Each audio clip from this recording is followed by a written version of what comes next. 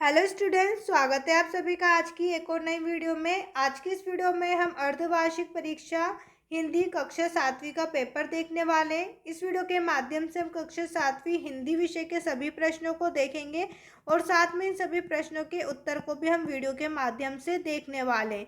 तो वीडियो को शुरू से अंत तक ध्यान से ज़रूर देखिएगा, जिससे एग्जाम में आप अपने हर एक प्रश्न का उत्तर एकदम सटीक तरीके से दे सकें, जिससे आपके कोई से भी नंबर कहीं पर भी ना कटे। तो चलिए वीडियो को शुरू करते हैं। वीडियो को शुरू करने से पहले अगर अभी तक आपने हमारे चैनल को सब्सक्राइब नहीं किया है तो सबसे पहले चैनल को सब्सक्राइब कर लीजिए, जिससे आने वाली हर इंपॉर्टेंट वीडियो सबसे पहले आप ही को मिले। साथ में इस वीडियो को लाइक करके अपने सभी दोस्तों के साथ भी शेयर कर दीजिए। आप यहाँ पर देखेंगे आपके सामने राज्य शिक्षा केंद्र मध्य प्रदेश भोपाल अर्धवार्षिक परीक्षा सत्र 2025-26 विषय हिंदी कक्षा 7वीं का पेपर। प्रश्न में सबसे पहले आपसे बहुविकल्पी प्रश्न पूछा गया है। प्रश्न को देखने से पहले एक बार यहाँ पर आप देख लीजिए, आपका जो परीक्षा में समय है वो 2.5 घंटे का रहने वाला है और साथ में जो आपका पेपर है वो 60 नंबर का रहेगा, यानी कि पूरे 60 नंबर का आपका पेपर यहाँ पर रहेगा।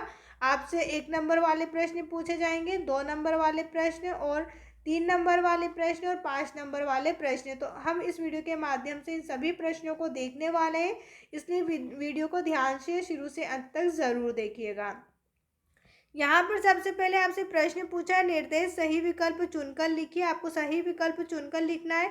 प्रश्न है, निम्नलिखित में से स्वर संधि का उदाहरण कौन सा है। यहाँ पर आपको स्वर संधि का उदाहरण बताना है। स्वर संधि का उदाहरण कौन सा है? उत्तर आपका रहेगा हिमालय। हिमालय जो है स्वर संधि का उदाहरण है।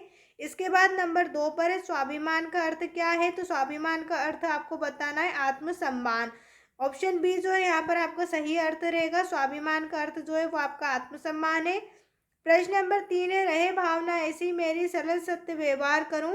कविता की इस पंक्ति में कौन सा अलंकार है। यहाँ पर इस पूरी पंक्ति में आपको अलंकार बताना है, कौन सा अलंकार है।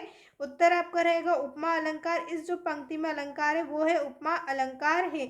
ऑप्शन ए जो है यहाँ पर आपका सही उत्तर रहेगा।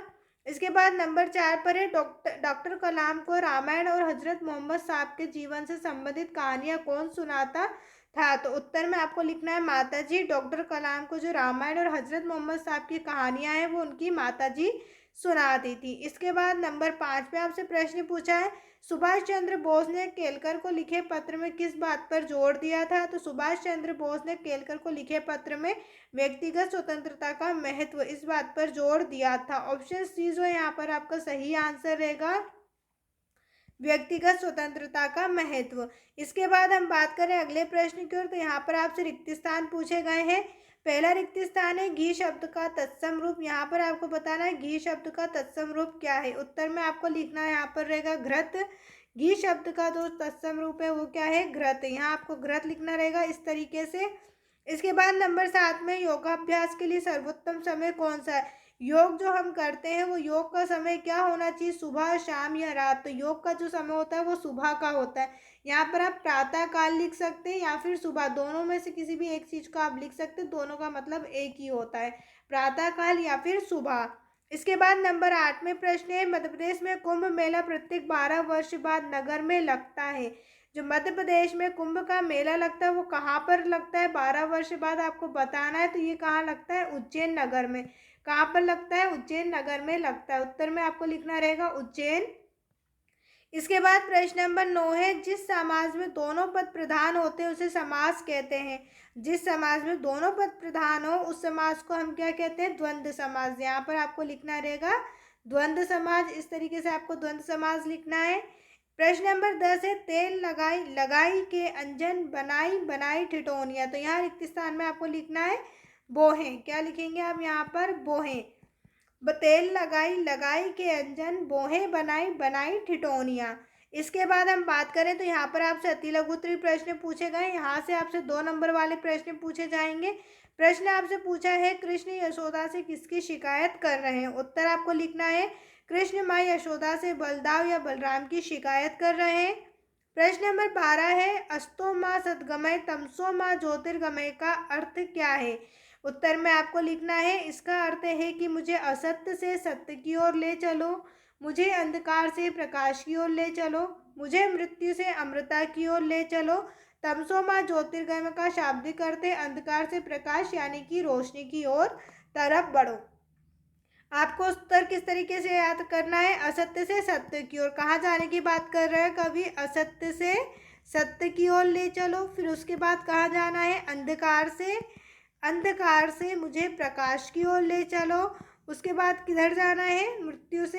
मुझे मृत्यु से अमृता की ओर। कहाँ? अमृता की ओर ले चलो। कहाँ कहाँ जाने की बात करिए? सत्य से असत्य की ओर, अंधकार से प्रकाश की ओर, मृत्यु से अमृता की ओर मुझे ले चलो। और तमसो माह ज्योतिर्गमय का शाब्दिक अर्थ क्या बताया? अंधकार से प्रकाश यानी कि रोशनी की ओर बढ़ो। प्रश्न नंबर 13 है, गुरु नानक देव का शिष्य लहिणा किस नाम से प्रसिद्ध हुआ? तो गुरु नानक देव का जो शिष्य लहिणा है वो बाद में गुरु अंगद के नाम से प्रसिद्ध हुआ। तो यहाँ पर किसके स्थान पर आपको क्या लगा देना है? गुरु अंगद लगा देना है। गुरु अंगद के नाम से प्रसिद्ध हुआ। इसके बाद प्रश्न नंबर 14 है, डॉक्टर कलाम की सफलता के मुख्य सोपान क्या है? उत्तर में हम लिखेंगे बड़े सपने देखना। डॉक्टर कलाम का मानना था कि बड़े सपने देखना सफलता का पहला कदम है। बड़े सपने देखने से हमें कड़ी मेहनत करना, नया सीखना और खुद को चुनौती देने की प्रेरणा मिलती है।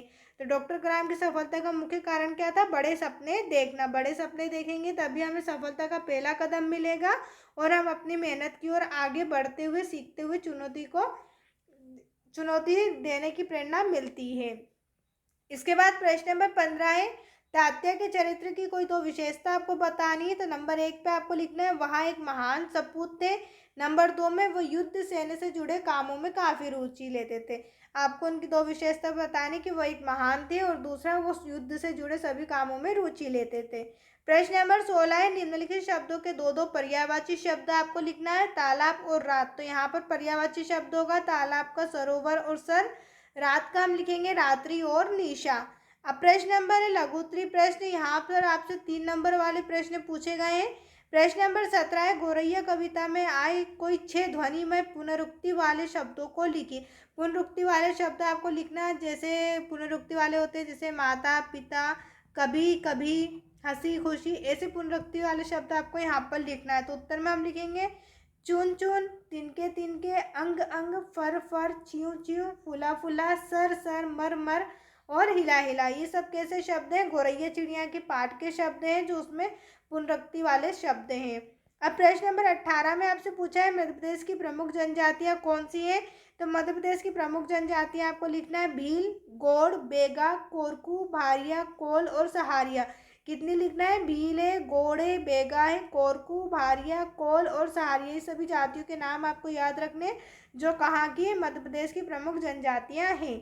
अब प्रश्न नंबर 19 में आपसे पूछा है भीमबेटका की गुफाओं से हमें क्या पता चलता है? तो इसका उत्तर देखने से पहले अगर अभी तक आपने हमारे चैनल को सब्सक्राइब नहीं किया है तो सबसे पहले चैनल को सब्सक्राइब कर लीजिए, जिससे आने वाली सारी वीडियो सबसे पहले आप ही को मिले। साथ में इस वीडियो को लाइक करके अपने सभी दोस्तों के साथ भी शेयर कर दीजिए। यहाँ पर हम प्रश्न नंबर 19 का उत्तर देखेंगे। आपको दिया हुआ है भारत में स्थित भीमबेटका गुफाएं प्रागैतिहासिक, मध्य पाषाण, पुराण पाषाण और ऐतिहासिक काल को दर्शाती है। किन किन काल को दर्शाती है? प्रागैतिहासिक काल को दर्शाती है, मध्य पाषाण, पुराण पाषाण और ऐतिहासिक, इन चारों कालों को दर्शाती है। भीमबेटका की गुफाओं में शैलियों में कई पेंटिंग है जो उस काल का वर्णन करते हुए महत्वपूर्ण दृश्य को दर्शाती जिन्हें उकेरा गया था। प्रश्न नंबर 20 है, वीरता कलंकित ना हो सुशोभित, तो इसके लिए कौन से कार्य करना चाहिए? उत्तर में हम लिखेंगे वीरता तभी कलंकित होती है जब हम अपने कर्तव्य के पालन में पीछे रहते हैं। हमारा कोई कर्तव्य और अगर हम उस कर्तव्य को पालन नहीं करेंगे, उस कर्तव्य को पूरा नहीं करेंगे तो हमारी वीरता क्या हो जाएगी? कलंकित हो जाएगी। इसलिए हमें अपने कर्तव्य का पालन करना चाहिए। देखो यहाँ पर लिखा है कर्तव्य पालन से ही मिलने वाली सफलता वीरता को सुशोभित करती है। इसलिए मातृभूमि की आज़ादी की रक्षा के काम में अड़िग बना रहना चाहिए। प्रश्न नंबर 21 से अष्टांग योग के अंग बताइए। अष्टांग योग के अंग आपको बताना है यम, नियम, आसन, प्राणायाम, प्रत्याहार, धारण, ध्यान और समाधि। इसके बाद प्रश्न नंबर 22 है, अपनी शाला के प्रधानाध्यापक को 2 दिन के अवकाश के लिए प्रार्थना पत्र।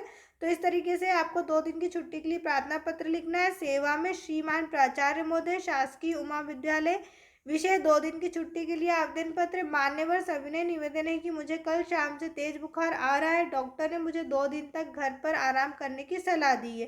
अतः आप मुझे 2 दिन की छुट्टी देने की कृपा करें, इसके लिए मैं आपका सदा आभारी रहूँगा या रहूँगी। इसके बाद यहाँ पर आपको धन्यवाद लिखना है, दिनांक लिखना है, आपका आज्ञाकारी, आपका नाम और आपकी कक्षा यहाँ पर आपको लिखना है 7वीं। आप चाहें तो इस पूरे एप्लीकेशन का पूरे जो प्रार्थना पत्र इसका आप स्क्रीनशॉट भी अपनी कॉपी में अपने मोबाइल में ले सकते हैं। अब इसके बाद प्रश्न नंबर है दीर्घोत्तरी प्रश्न। तो यहाँ से आपसे 5 नंबर वाले प्रश्न पूछे गए हैं। प्रश्न है मध्य प्रदेश को लघु भारत क्यों कहते हैं। उत्तर में हमें लिखना है मध्य प्रदेश में विभिन्न धर्म, रीति रिवाजों व मान्यताओं के लोग परस्पर भाईचारे और सद्भाव से निवास करते हैं। यहाँ भारत के अन्य सभी प्रदेशों में मनाए जाने वाले पारंपरिक तीज त्योहार मनाए जाते हैं। अतः संस्कृति एवं ऐतिहासिक रूप से समृद्ध मध्य प्रदेश को लघु भारत कहा जाता है। प्रश्न नंबर 24 है निम्नलिखित पंक्तियों का भावार्थ लिखिए। पंक्ति आपको दी है मैंने अपना नोड बनाया तिनके चुनकर। नोड का मतलब क्या होता है, घर बनाना। मैंने अपना घर बनाया, कैसे बनाया, तिनके का मतलब है हरी भरी घास या फिर तिनके, इन सभी से मिलकर मैंने अपना घर बनाया, यही आपको भावार्थ लिखना है। तो आप यहाँ इस तरीके से लिखेंगे।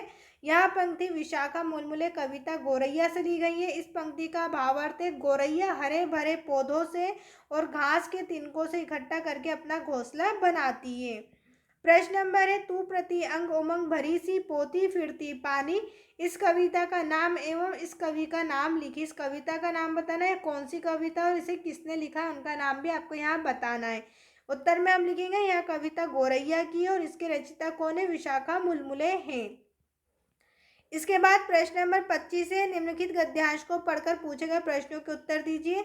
यहाँ पर आपको ये गद्यांश दिया हुआ है, इसको आपको पढ़ना है, उसके बाद इन नीचे प्रश्नों के उत्तर देना है। प्रश्न है दिए गए गद्यांश का उचित शीर्षक। तो आप देखेंगे यहाँ किसके बारे में बात चल रही है, खेल के विषय में। खेल, मनोरंजन और अनुशासन।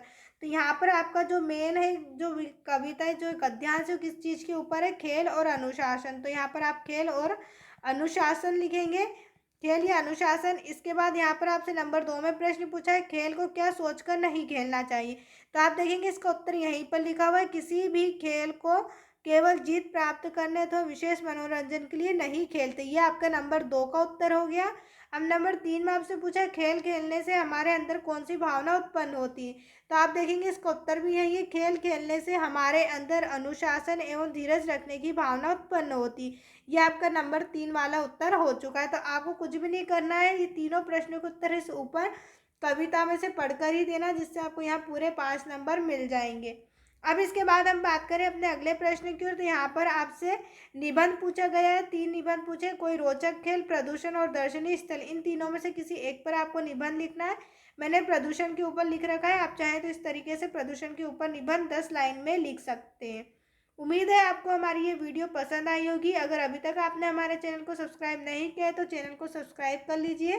साथ में इस वीडियो को लाइक करके अपने सभी दोस्तों के साथ भी शेयर कर दीजिए। आप चाहें तो इस पूरे निबंध का स्क्रीनशॉट भी ले सकते हैं, अपनी कॉपी में भी लिख सकते हैं। वीडियो देखने के लिए आप सभी का धन्यवाद।